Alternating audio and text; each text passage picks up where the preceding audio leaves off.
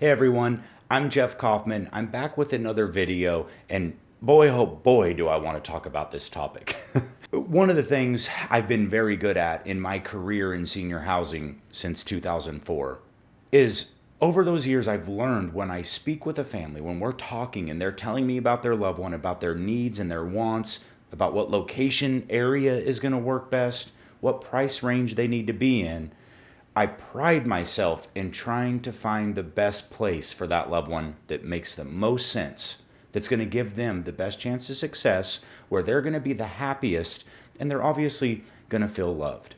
I take into account the resident. I also have to take into account the family members, because they're the ones usually expressing these wants and needs, and oftentimes those wants and needs are not reflective of their loved one. So if you are someone looking for senior housing for your loved one, I really want you to watch this video and take it in. Take it in because so many people are looking for things that their loved ones don't need. I hear it all the time. I had a tour yesterday where I met the family outside. This is during COVID-19, so we can't go in the property. We're outside the property, 6 to 10 feet apart, and we're talking about her loved one. And she's asking all kinds of questions about our activity program and what we do. So I say to her, after many questions about the activities, I ask her what her loved one likes to do, and is she a very active person? And she says no. Mom's an introvert. She likes to watch TV. She likes to stay in her room. She doesn't do very many activities. I would just like that for her. And I'm just going to tell you, as a family member or as a loved one who's helping find senior housing, if this is your focus, then that is not putting your best foot forward in giving the person the best chance of success, because that is not one of the priorities. After all these years of living, she's probably not going to go from being an introvert to an extrovert, and we're probably not going to be able to force that out of her. Now, what I would more say is maybe we can do this in baby steps, where we do a little bit more at a time. That's more than we were doing before. But to focus on the activities for someone who's an introvert means you're focused on the wrong things. If mom likes to be on her own in her room, what does she do in her room? Is there enough space in the room? Is she on her computer? Does she have Wi-Fi then? If she likes to watch TV, is there cable in the room? Can she watch TV in the room, or does she have to just watch it in the common areas? These are things this is the areas to focus on, and then talk about the activities and try to engage her as much as possible, and a place will. But the expectation that she's going to completely change because we have an activity program is setting not only your loved one up for failure, but the facility as well. Another thing I hear a lot is where we're asking about the meals, the variety of the meals.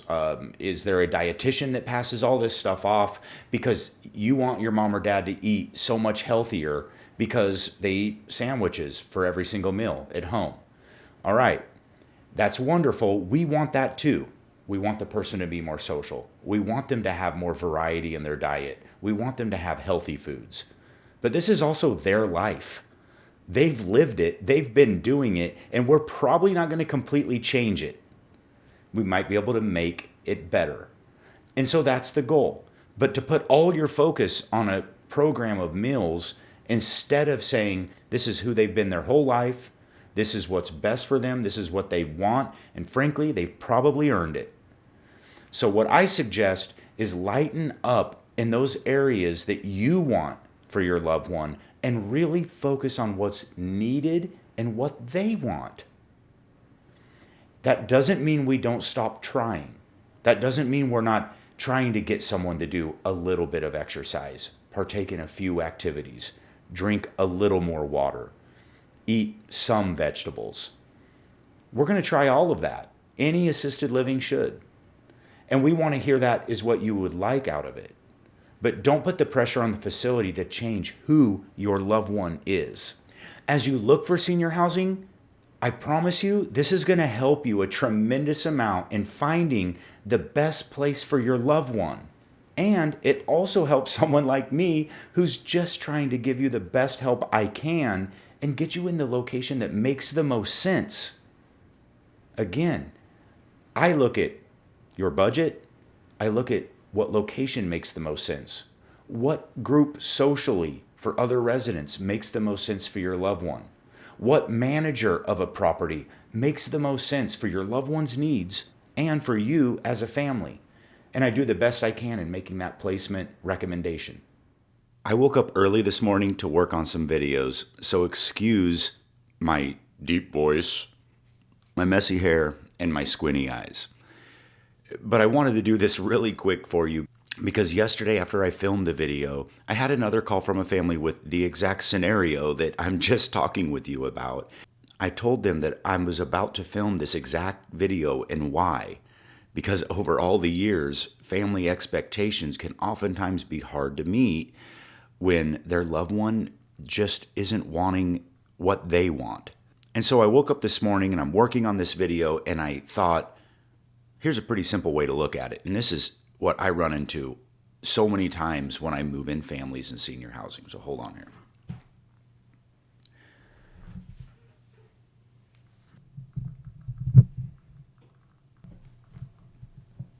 I called this video Tapering Expectations.